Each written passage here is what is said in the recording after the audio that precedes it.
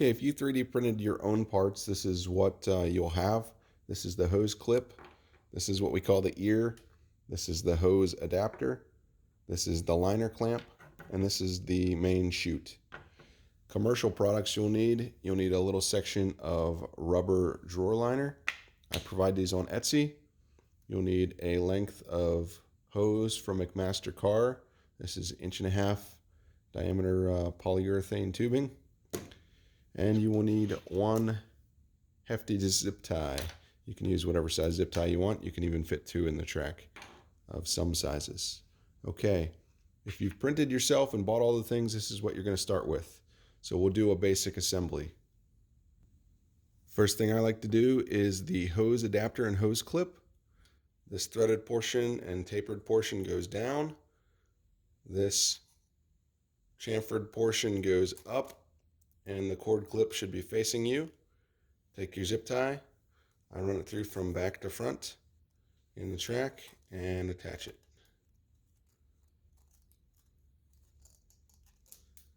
This is pre-assembled if you bought it from me. Next, I thread on the tubing. It threads on here counterclockwise. There's a thread modeled into the part, and it just rotates 1.5 turns, and then you can get that little cutout just down over the hose, and you can snug up your zip tie. If you want, you can glue this. It doesn't matter, to eliminate some of the flex that's here.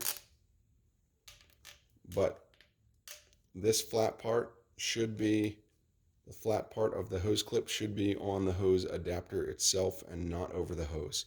So I'm not going to snug this up here like that, just for demonstrations, but you can really get this tight and lock these two parts together. Okay, step one.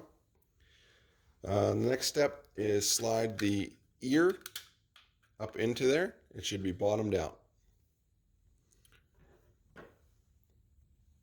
Okay, if you bought it from me, this is how it should come in the box, minus the hose being threaded on here.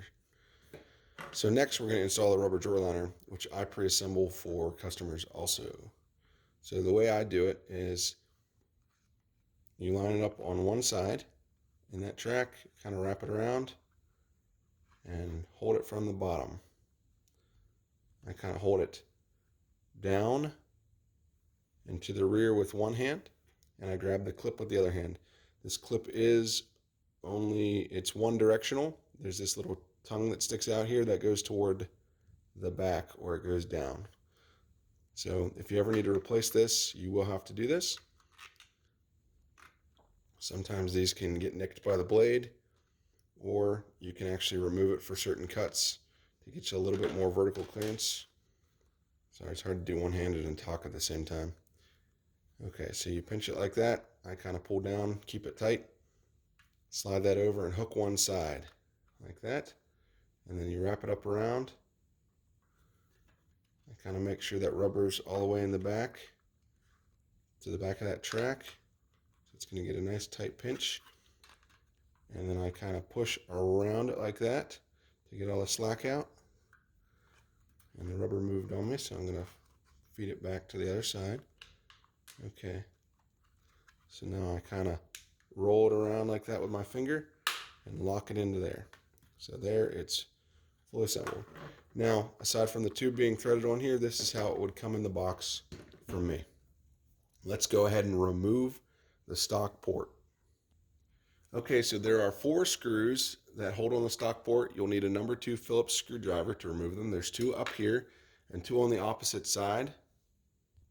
There are 2 screws right here up top. And moving around to the other side, there are 2 screws that come in here from this side. So I'm going to go ahead and remove these 2 screws from the back side here first. Now I have one of them out because I take this thing off and on a lot for demonstration. So let's get a good camera angle there. Now this screw is threaded into the plastic and there's a washer on it. So when it comes out, you're going to want to make sure you keep hold of it.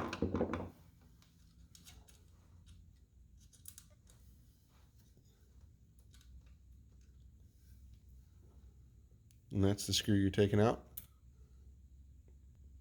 And there are 2 of them.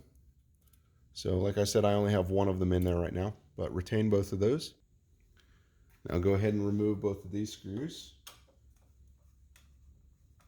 And again, for all of our testing, we only kept 1 screw in. Made it easier to take this arm off. And this should slide just straight out to the side like that. Now what I like to do, because I may use the stock port again or I may sell this saw, is I just put those screws right back into their holes in the casting.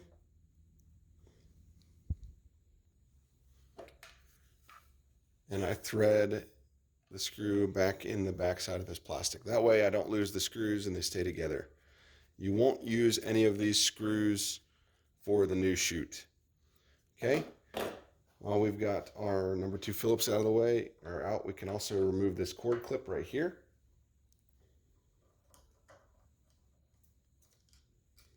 It just pops right off. It's a little cold in my garage. Okay, once you have the cord clip screw out, this screw is going to go in here like that.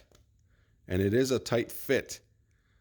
So it's designed to be tight there. And depending on how the print turned out, or depending on the model year you saw, this might be slightly different sized. So you may have to ream that out a little bit. If you're getting one from me, I should have already made sure that that's a good fit for you. But that's just something to be aware of there. Okay, so next we're going to install the new chute on the saw. For this, I like to start out with the head raised up and the blade guard clamped out of the way.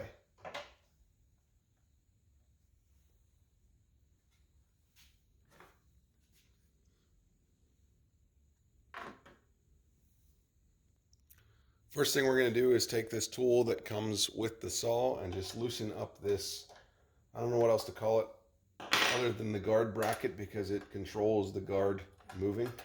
So just loosen this, let it hang free, and that gives you access to these screws for this rear guard. So we're going to take these 2 Phillips screws all the way out and set them off to the side. We will be reusing these. I just set them right here on the bed. And these are tapped right into the casting. So depending on your model year, these will or will not have Loctite on them. You can see the newest one does not have Loctite. If there is Loctite, you may have to heat these up, but just be careful. These are tapped right into the casting, so don't strip them out. Now we're going to go to the other side. Okay, this next part varies by model year. So this is a guard here for the cord. And this is also the rear guard over here. So there's a couple screws. There's one here, and there's one down in there that's covered up by this. And some years have 2 screws right here. If you have these screws, go ahead and loosen them. Actually, go ahead and take these all the way out. And if you don't have them, then you just need to loosen this front screw here like that. And what that allows this to do is just move around a little bit. Okay, so the next thing we're going to do is slide the replacement chute up into position. This is what it looks like from this side. And if your tab backs out a little bit here, that's okay. And this should come up and butt all the way up against the bottom of the casting. I'm going to use this piece of wood because my camera's kind of in the way to push that back up and in. And so this tab should be up in underneath this bracket right here. And I'm just going to tighten all these screws.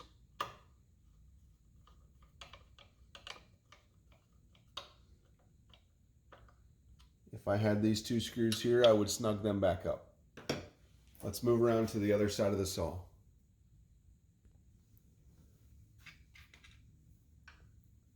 All right, next I'm going to put these 2 screws back in. Try not to block the camera too much here. Just snug them up. And so you can see the bottom of our part snugs right up to the bottom of the casting. And it's pretty firm on there. Now you should have a gap. This may not be the same on all models, but there should be a gap of about 3/16 of an inch or 2 millimeters on either side of the blade there. But once that's installed, we can replace this guard bracket. Just going to throw this back in. I actually keep mine finger tight. I haven't found a need for this to be super tight. And I can go ahead and let the guard come back down. There's also the clip here, or it'll catch on the cord back here. Now I'm actually going to put the saw head in the down position and lock it there. And I could have already threaded this on. As a matter of fact, maybe I should have, but oops, too late. So now that it's in the down position, I'm just going to thread this on. You should get 1.5 turns on it. Those threads will bottom out. And that's what that looks like. So it's a little harder to thread on in the down position. I could have threaded on before I put this whole piece on, but I just forgot, so it's not a big deal. Now, the reason why I have this all in the down position is this is when the hose is most compressed. So it's actually best to put it on when the hose is compressed like this. So you just align it here.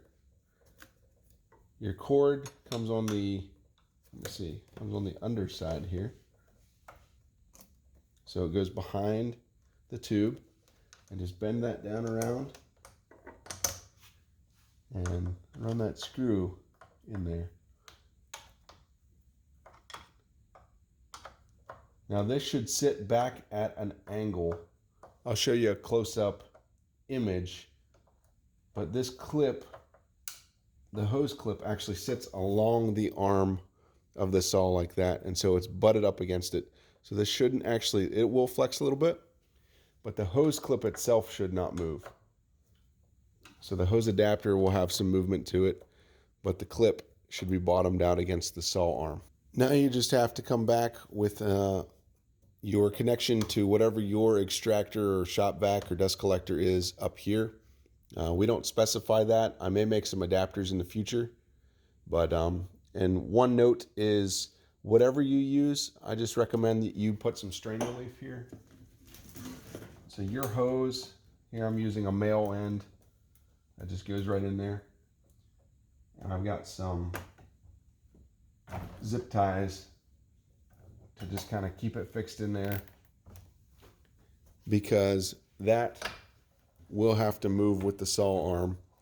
And as your motor moves up and down with the plunge, if this is a really wide piece, this can pinch right here. Now, something I'm not going to detail, but others have already been doing, is you can take this part off the stock port right here, and I think you may have to drill out one of those rivets. I'll do that, and maybe I'll do a detailed video later. But this does come off and separate. It's a tube part, and then this allows you to hook directly back into your Bosch extractor. And I don't know if this would connect to a Festool also, but it might. And this piece will fit directly over that, so you'd have that 90-degree right there, similar to the old port. So I hope that helps with the install. Now let me just talk through a few limitations with this. And we are working through this for the next revision. So as you plunge, you may see that there's some interference here.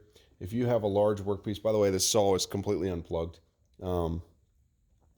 So we designed this to clear a workpiece that's 3.5 inches tall, directly up against the fence. If you need to cut some larger pieces or trim, what you can do is give yourself a 3/4 of an inch auxiliary fence, and when you bring it out here just 3/4 of an inch, this will clear a lot taller pieces. The reason why this sticks down is this section of airflow across the blade is critical to dust removal.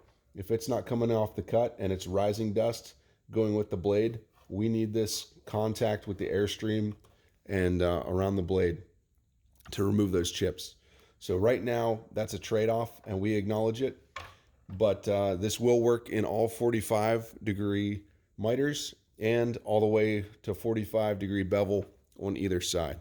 So I hope that helps. Please share feedback anytime. We'll incorporate it into the next revisions. And I hope this helps you maximize your shop. Hey, so I hope you enjoyed the video. If you're new here, I'm going to throw a subscribe button right above me. Feel free to click it if this is something you're interested in. I'll have lots more videos like it. I'm going to put a couple videos over here to my right that I think you'll enjoy. Feel free to check them out.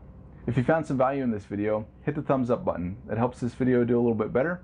So do your comments. I'd love to hear what your thoughts are on this video or your tips that go along with it. Thanks again for watching all the way to the end of the video, and I'll see you in the next one.